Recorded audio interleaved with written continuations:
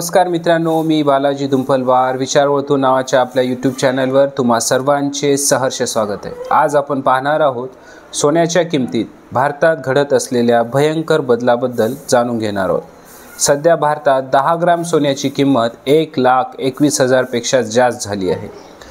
फक्त काही महिन्यांपूर्वी ही किंमत एवढी नाही होती मित्रांनो, पण आता सोनं इतकं महाग झाले की प्रत्येक गुंतवणूकदाराच्या डोळ्यात ताऱ्यांची चमक उमटते। थोडं मागे जाऊन पाहिलं तर 2000 साली सोन्याची किंमत ही फक्त 4,400 रुपये होती। त्यानंतर 2010 मध्ये ही वाढून 20,728 झाली आणि नंतर 2020 मध्ये 50,000 रुपयेपर्यंत पोहोचली मित्रांनो। पण फक्त मागच्या 5 वर्षात सोन्याने 1 लाखांचा टप्पा पार केला आहे। पण मित्रांनो, सोन्याची किंमत इतक्या वेगाने का वाढत आहे? तज्ज्ञ म्हणतात त्यामागे अनेक कारणे आहेत। पहिलं कारण जगभरात सुरू असलेलं लष्करी संघर्ष, आर्थिक अनिश्चितता। जेव्हा जागतिक बाजारात अस्थिरता असते, लोक सोन्याला सुरक्षित गुंतवणूक मानतात। गेल्या 20 वर्षांमध्ये सोन्यात गुंतवणूक करणं नेहमी फायदेशीर ठरले। खरं तर फक्त 4 वर्षातच किंमत थोडीशी घसरली आणि तोटा हा सिंगल डिजिट टक्क्यांपुरताच मर्यादित राहिला। दुसरं कारण जागतिक मध्यवर्ती बँकांचा वाढता खरेदीचा ट्रेंड। अनेक देश अमेरिकन डॉलरवर अवलंबित्व कमी करण्यासाठी आणि परकीय चलनामध्ये विविधता आणण्यासाठी सोनं साठवत आहेत। वर्ल्ड गोल्ड काउन्सिलच्या मते फक्त गेल्या ऑगस्टमध्ये जागतिक बँकांनी 15 टन सोनं खरेदी केले। तिसरं कारण जर पाहिलं तर मित्रांनो, डी-डॉलरायझेशन। अनेक देश अमेरिकन डॉलरपासून दूर जात आहेत आणि त्याऐवजी सोनं आणि इतर चलनात गुंतवणूक वाढवत आहेत।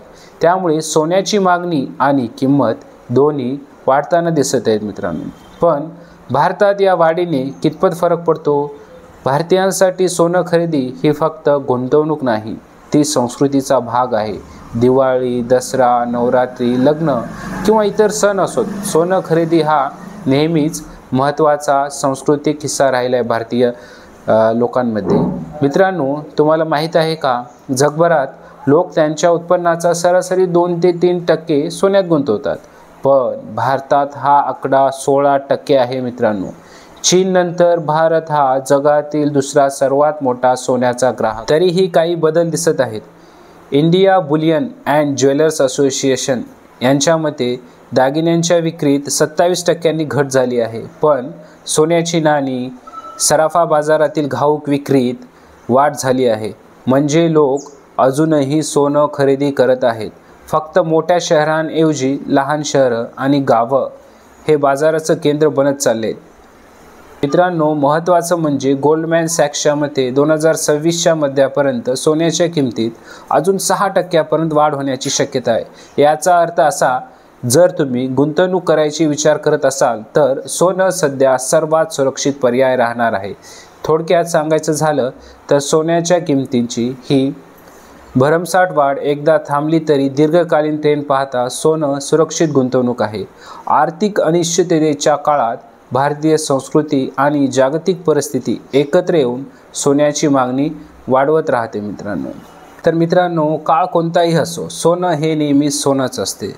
तर मित्रांनो, तुम्ही काय म्हणता? सोन्यात गुंतवणूक करायची का? नाहीतर ही वाढणारी किंमत काही दिवसातच घसरेल का?